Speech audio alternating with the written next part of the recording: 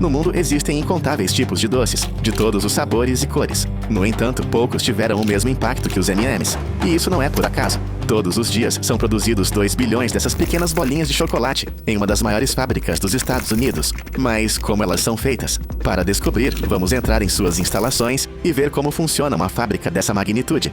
Antes de começar, lembre-se de se inscrever e deixar o seu like neste vídeo de Assim se faz, assim funciona. O curioso é que esse doce de aparência inocente nasceu em um cenário inesperado: a Guerra Civil Espanhola.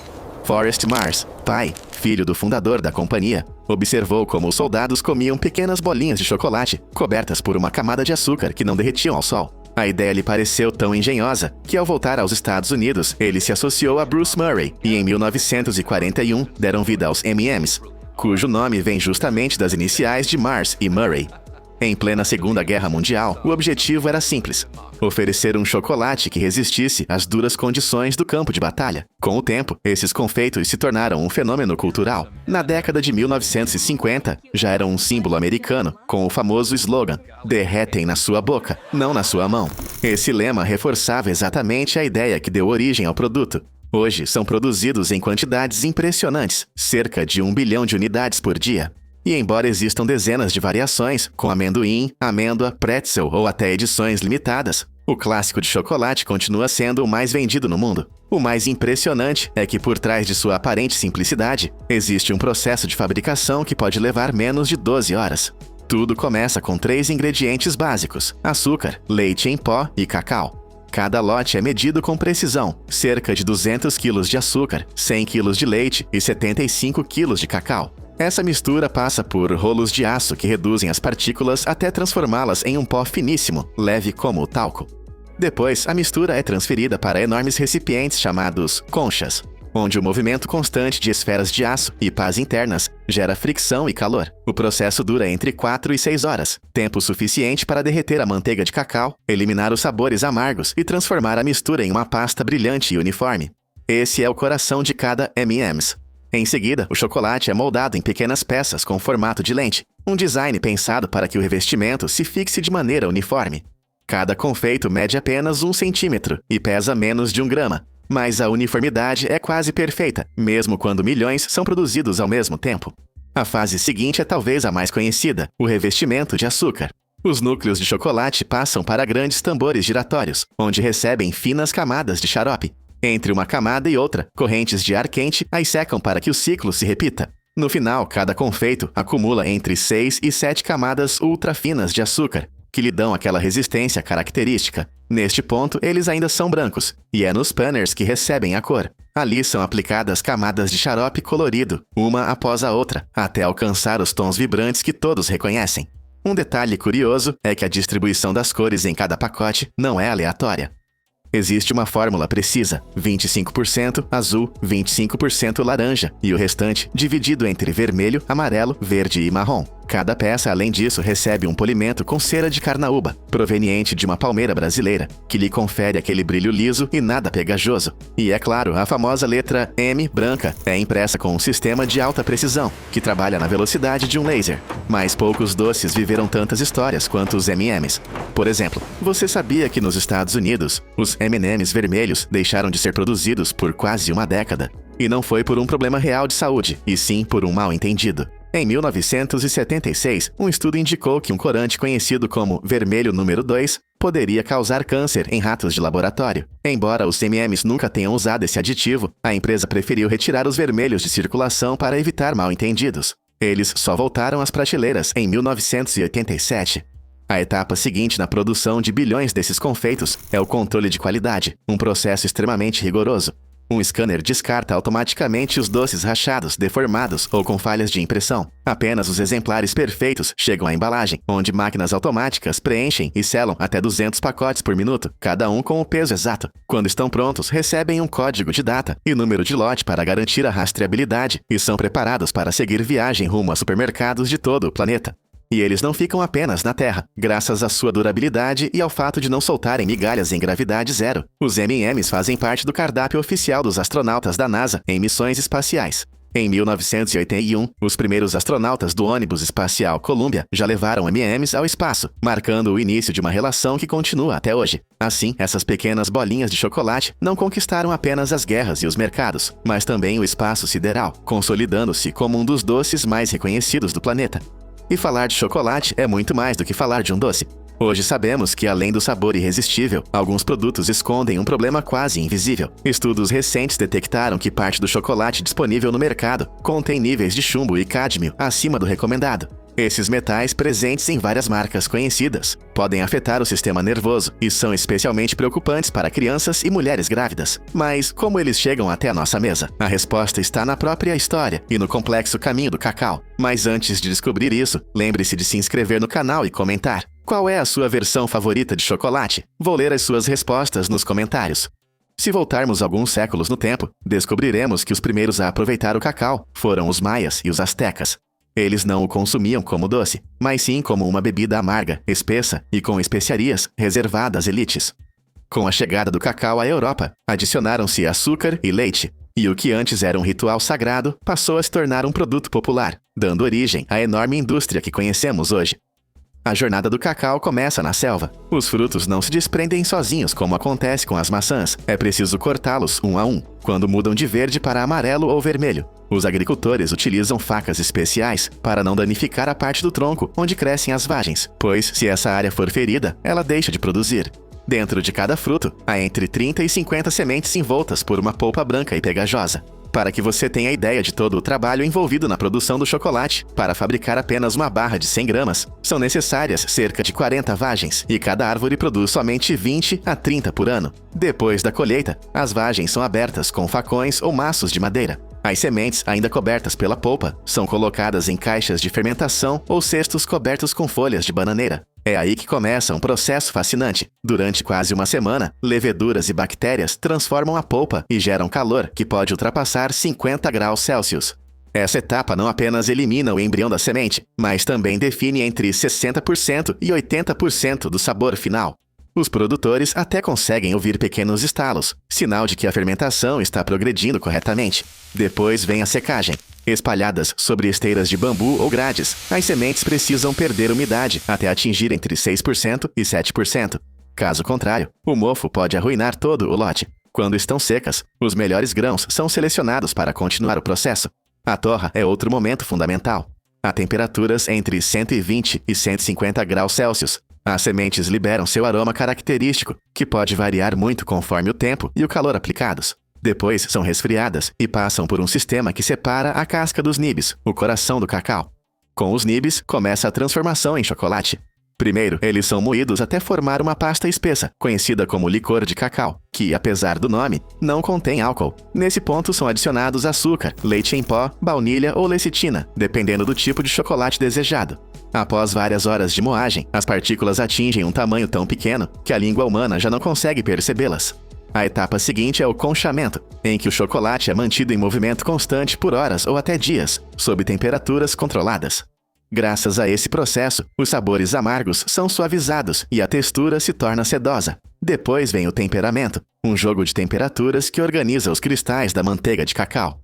Esse detalhe é o que confere ao chocolate seu brilho característico e aquele clique tão particular quando o partimos. Finalmente, a mistura é despejada em moldes, resfriada e embalada. Cada marca imprime seu toque pessoal, seja com embrulhos dourados, caixas elegantes ou designs exclusivos. Em fábricas como a Ferrero, a produção pode chegar a centenas de milhares de unidades por hora. Mas o que acontece com os metais pesados?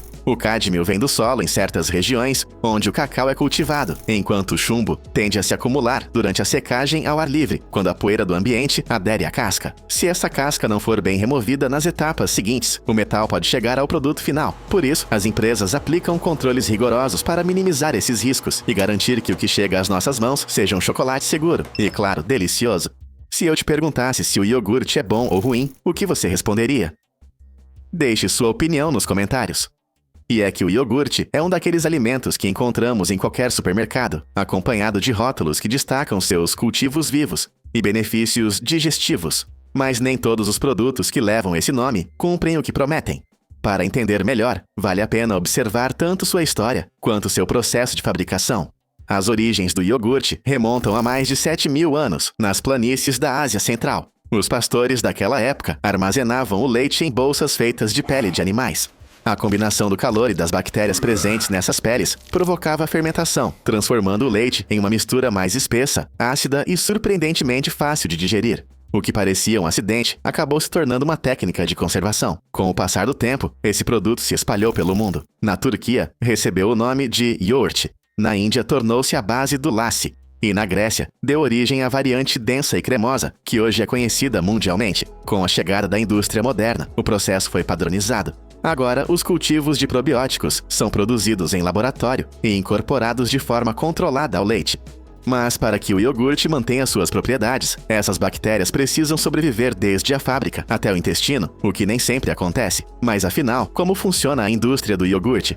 Tudo começa na fazenda. O leite recém-ordenhado é rapidamente resfriado e transportado em caminhões refrigerados. Na planta industrial, ele pode ser usado como está, ou enriquecido com leite em pó, o que melhora a textura e o torna mais cremoso. Em seguida vem a pasteurização. O leite é aquecido entre 85 e 95 degraus para eliminar bactérias nocivas e deixar o caminho livre para os cultivos que serão adicionados mais tarde. Depois de pasteurizado, o leite é resfriado até atingir uma faixa muito específica, entre 42 e 45 graus Celsius.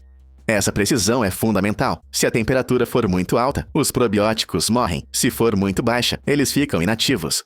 Somente nesse ponto são adicionados os cultivos vivos. Os mais comuns são o Lactobacillus bulgaricus e o Streptococcus thermophilus, embora alguns iogurtes também incluam Lactobacillus acidophilus ou Bifidobacterium. A mistura é então incubada de 4 a 8 horas, a cerca de 42 graus. Durante esse tempo, as bactérias consomem a lactose e produzem ácido láctico, o que espessa o leite e lhe confere o sabor levemente ácido característico. Aqui acontece algo interessante. Nesta etapa, cada grama de iogurte pode conter entre 100 milhões e 1 bilhão de bactérias vivas.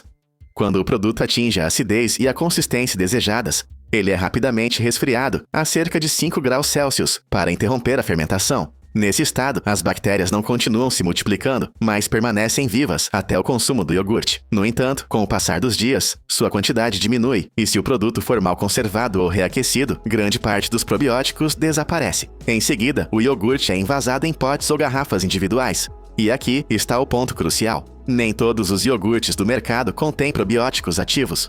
Aqueles que passam por tratamentos térmicos posteriores, como os esterilizados para beber, perdem praticamente todas as bactérias vivas. Existem até produtos que imitam o iogurte no sabor e na textura, mas que nunca passaram por uma fermentação real.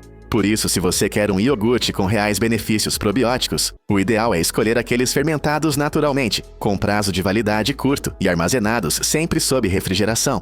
Do contrário, o que parece um alimento funcional pode não ser mais do que um creme ácido com aromatizantes. Quando pensamos em balas ou caramelos, costumamos imaginá-los como doces simples, sem muita ciência por trás. Mas os pirulitos, esses doces com palito que todos reconhecemos, têm uma história e um processo de fabricação muito mais interessantes do que parecem. Embora os conheçamos como uma invenção moderna, a ideia de comer doces endurecidos é muito antiga. Na Pérsia, Egito e China, já se cozinhava o mel até endurecer, e para não sujar os dedos, colocavam-no em varetas de madeira. Esse costume pode ser considerado a primeira versão do que hoje chamamos de pirulito. No entanto, o modelo que conhecemos só surgiu no início do século XX. Em 1908, o americano George Smith popularizou o doce duro no palito e o chamou de lollipop, em homenagem a um cavalo de corrida. Curiosamente, na Europa já existiam doces semelhantes antes dessa data, criados para facilitar a embalagem e evitar que as crianças ficassem com as mãos grudentas. A verdade é que, independentemente de sua origem exata, o pirulito transformou a maneira de aproveitar um doce. Deixou de ser apenas um pedaço de açúcar para se tornar uma guloseima que marcou a infância de muitas pessoas. Mas afinal, como eles são fabricados? O processo de fabricação começa com 2 ingredientes principais, açúcar refinado e xarope de milho. Ambos são dissolvidos em água quente, a cerca de 82 degreus, em um processo que pode durar várias horas, até que a mistura fique completamente homogênea. Depois, ela passa para um sistema de pré-cozimento, que eleva a temperatura a cerca de 109 pnab, graças ao vapor. O ponto mais intenso chega no cozedor a vácuo, onde a mistura atinge aproximadamente 143 degreus. É ali que o caramelo adquire uma textura espessa e pegajosa, semelhante ao asfalto recém-derretido. Após um breve resfriamento, são incorporados os corantes, os aromas e, em muitos casos, ácidos como o cítrico ou o málico, que trazem um contraste agradável diante de tanta doçura. Esses ácidos não apenas realçam o sabor, mas também impedem que o doce se torne enjoativo depois de alguns minutos na boca. Quando a mistura está pronta, ela é despejada sobre mesas de resfriamento, onde é amassada para distribuir bem as cores e eliminar as bolhas de ar. Em seguida, passa por rolos que a transformam em longas cordas de espessura uniforme. Depois, essas tiras seguem por calibradores, que garantem a uniformidade antes de chegar à máquina que corta, molda e insere os palitos, que podem ser de papel ou de plástico. A tecnologia atual é capaz de produzir cerca de 1000 pirulitos por minuto, garantindo que cada unidade saia idêntica. Em seguida, vem o embalamento. Cada doce é envolvido em celofane ou papel encerado, selado com calor ou com um giro rápido, e finalmente classificado e empacotado em caixas ou sacos. Algumas máquinas ainda separam os pirulitos por sabor ou formato, permitindo uma apresentação mais organizada e atraente. Hoje em dia, empresas reconhecidas como Hershey's, Mars e Danone produzem milhões de pirulitos por ano. Além dos doces em si, essas companhias criam toda uma experiência de consumo, combinando cores chamativas, sabores variados e uma boa dose de marketing. E embora o princípio básico continue sendo o mesmo de antigamente, um doce sólido em um palito, a indústria conseguiu transformá-lo em um clássico que permanece atual e popular em todo o mundo. E é assim que se fazem e assim funcionam 4 dos doces mais consumidos do planeta. O que você achou desses processos? Adoraria ler a sua opinião nos comentários. Se você aprendeu algo novo, não se esqueça de deixar o seu like e se inscrever para não perder as próximas histórias sobre como são fabricados e como funcionam os objetos que usamos e consumimos todos os dias. Nos vemos no próximo.